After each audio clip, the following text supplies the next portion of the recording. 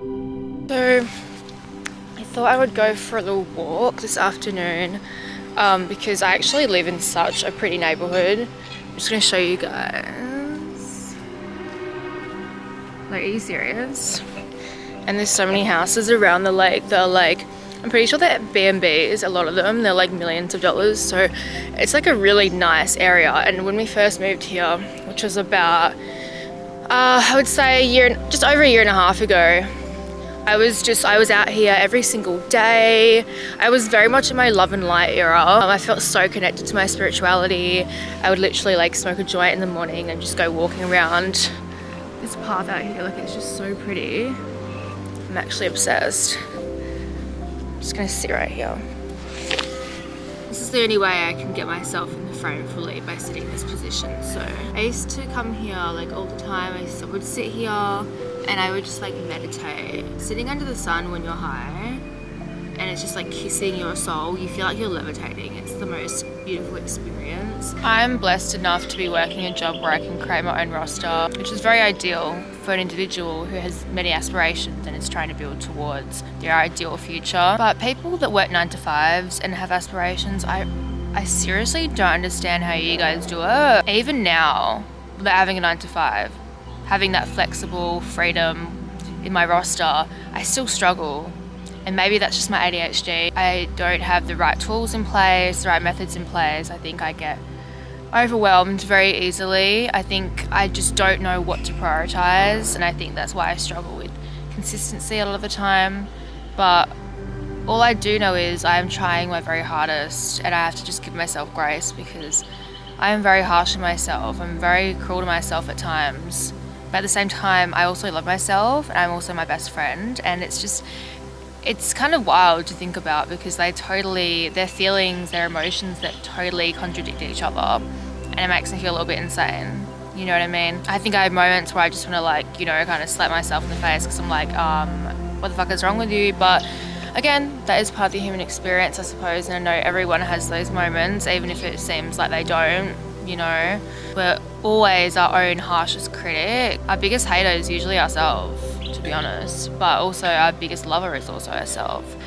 And I think you need to embrace both. I think when you resist the hater grows harsher. You just have to acknowledge that they're there. Finding a neutral point between the two is how you move forward within yourself. Whatever is happening in your life, bad, good, whatever, it's just important to accept it, whatever it is. And I think some people see acceptance as giving up or not wanting to change or not wanting to grow. That is absolutely not true, and it really annoys me when people say that. There's some kind of duck or animal going off. Girl, I'm trying to record. Please. Hush.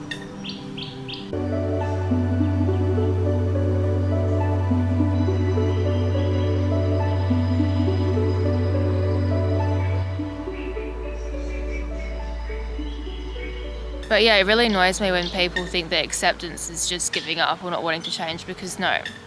Acceptance is the first step in change. Acceptance is the first part in growth, because you really can't move forward until you accept who you are, until you accept your trauma, until you accept where you need to go, the things you need to do, and you're just addressing whatever needs to be addressed within yourself. And honestly, I feel like I've been lacking when it comes to doing my inner work. Don't get me wrong, last year I did a shit ton of inner work. I wasn't really working at all that much last year. I had a few jobs here and there. I was just trying to figure out who I am and what I actually want to do with my life. Since I had left high school, I had just worked jobs, admin jobs, hospital jobs, jobs at the club. I did all types of jobs and I was just sick of it, and I could not motivate myself to go to a job that was sucking the soul out of me. It was very much, mental health first for me, which I feel like Gen Z does tend to prioritize in comparison to like millennials or boomers or whatever.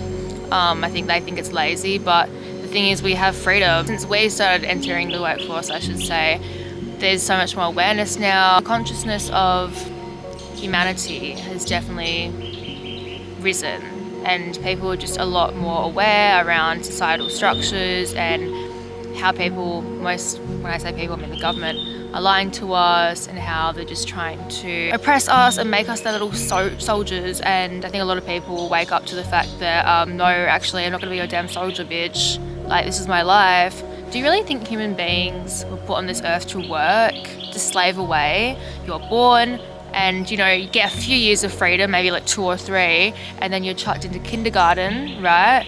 Which is like harmless enough, I feel.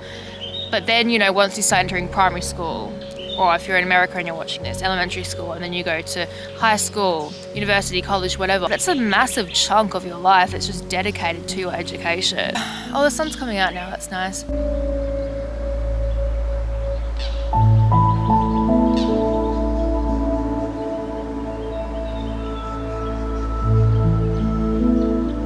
There's a certain way they say we have to live our lives and do it in a certain order, you know?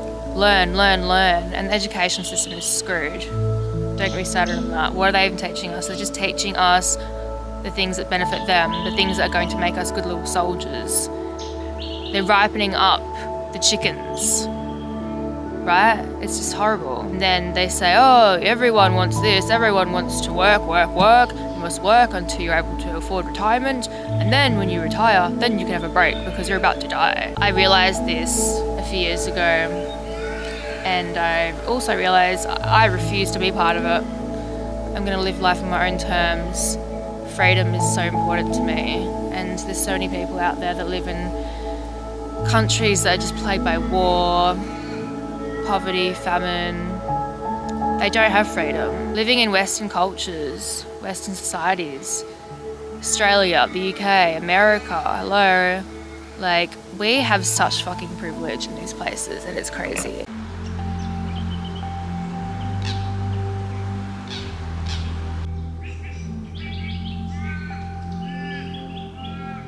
I think moving here was honestly the biggest blessing. Like, someone was looking out for us. I feel like someone up there was like, yo, your family has really been through it and you guys deserve a beautiful home with like a really beautiful neighborhood.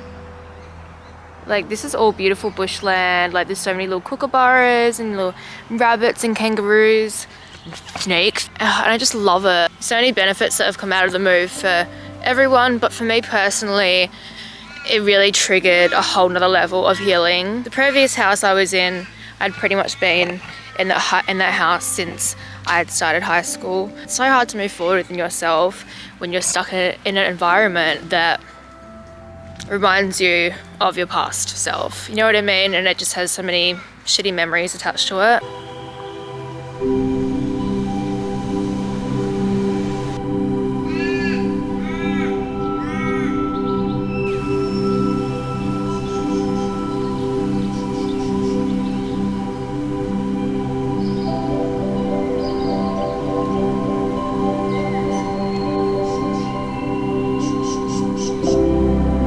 It just really calms my soul.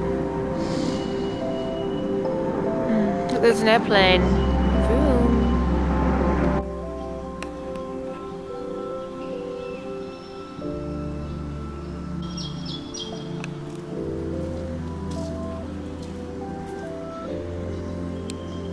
So I've almost finished editing my Queen Mindset video. I don't know if I'll post this one first or the other one, but it probably comes across that I hate all men. And look, because I was watching it back, I'm like, I'm pretty aggressive, but that's just how I am in real life as well. I'm only aggressive towards the men that actually deserve it, you know? I love men that are just absolute sweethearts, that are teddy bears, that are just beautiful creatures, because they're rare. Right, we can all agree on that. They're very rare. Men that have actually been raised right and that have respect and have morals and actually care about women and know how to treat them, even if that isn't in like a romantic way, like they just actually care about their well-being. Those men are very rare, okay? They exist. I know that because I know some of them. And I just want to protect them. I'm actually very protective of those types of guys. Like, this very like mother bear kind of instinct comes out. And I just want to protect them because just bless you, God bless you. And I know every girl says that I'm in my heartless era, I'm in my evil era, but it's true. I very much am in my heartless era, which is very sad. I used to be so connected to my heart chakra, and my Reiki lady, because I see Reiki lady and she has definitely changed my life, she said that, you know, my heart chakra is very much open, so I have nothing to stress about. But girl, she does not feel open right now. Like, she feels cold and icy and hard. And I guess that's just because I've been through so much pain in my life, especially when it comes to, I mean, I've been through all types of pain, but when it comes to the whole wound around the masculine, that is definitely the deepest for me. And I think now that I have a job that allows me to fund my goals and achieving those goals, I'm just aggressively like, I'm going to be that person that I've always wanted to be.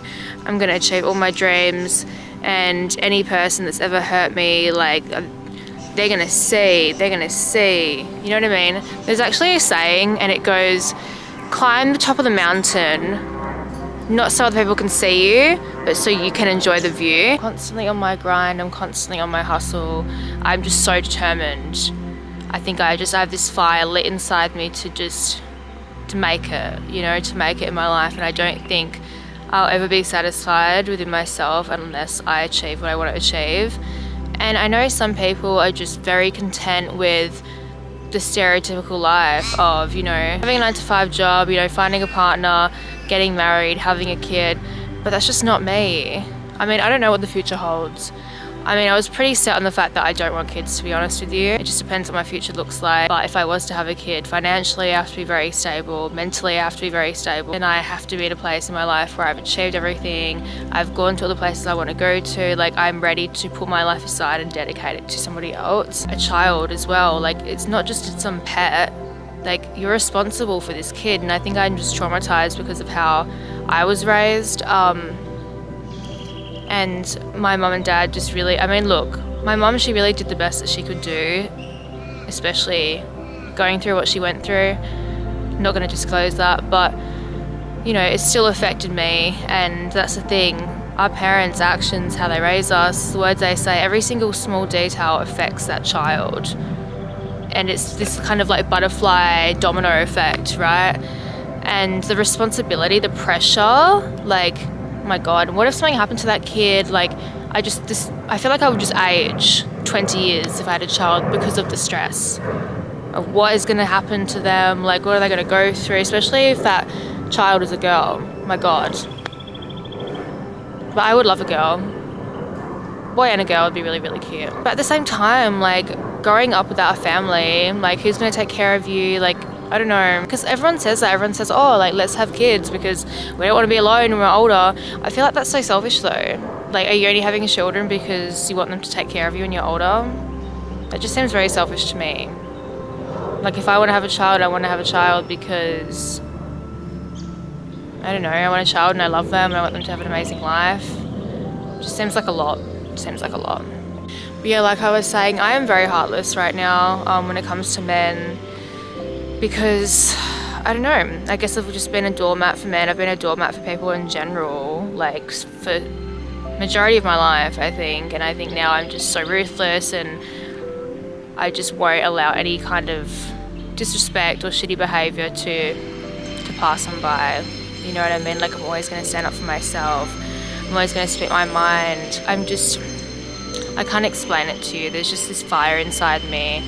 It's like my heart feels icy, but my stomach and my chest are just filled with this really intense flame, like this fire. And I'm just using that fire as motivation. Look, this is probably negative for me to say, but I don't really care because, you know, I'm all about being truthful on this channel and authentic.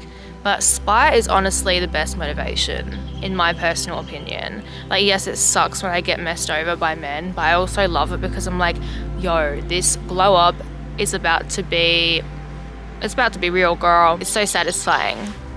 Because did you know you fumbled that bitch? Did you know you fumbled a baddie? Like, did men not know I'm literally a fallen angel from heaven? And also I'm a Capricorn. Capricorns are ruled by Saturn, which is the planet of karma, which means anyone that messes with me, they get their karma. But, you know, it's also roles reversed as well. If I do bad things, if I hurt people, then I also get bad karma. Good thing I'm not a shitty person, you know. I would never intentionally hurt someone. I never really act out of malice. If people do me dirty, I never get my hands involved. Like, I'm not that kind of person. I'm just too pretty for that. I just let the universe do her thing.